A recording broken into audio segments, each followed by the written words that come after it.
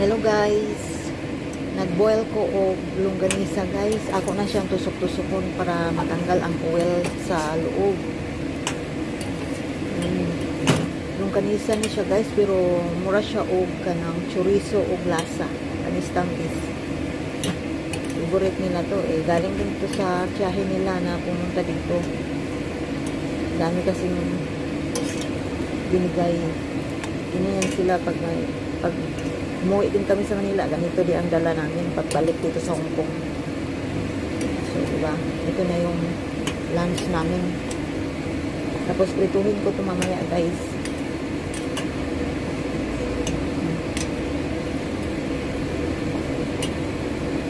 Para matanggal yung oil, mga toxic-toxic pa.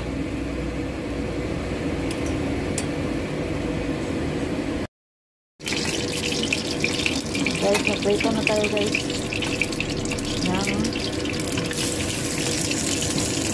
longganisa. Ito ko sa binoil guys, no?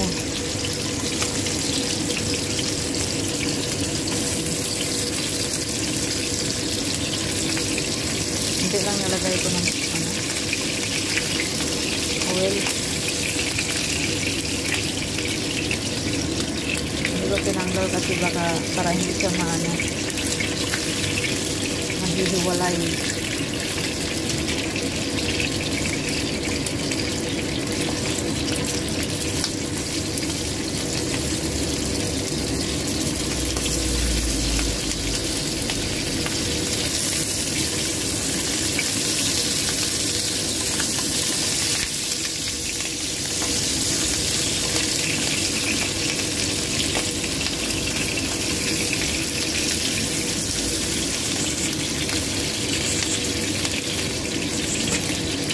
Sokin ko pa para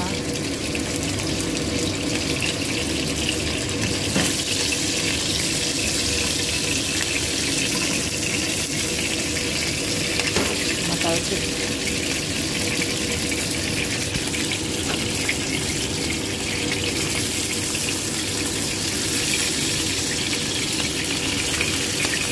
Yan na guys, brown na talaga siya guys.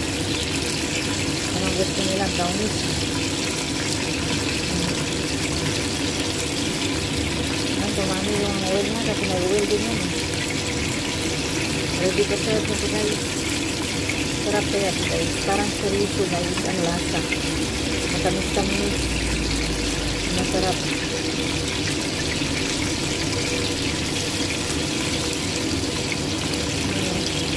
Nagmamantika na siya.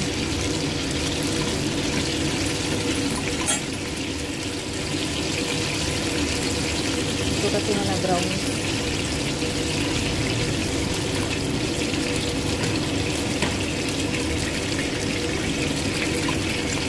Tayin ko na yung apoy guys. Yan na yung ulam namin. Lunch. At saka sabaw. Sabaw.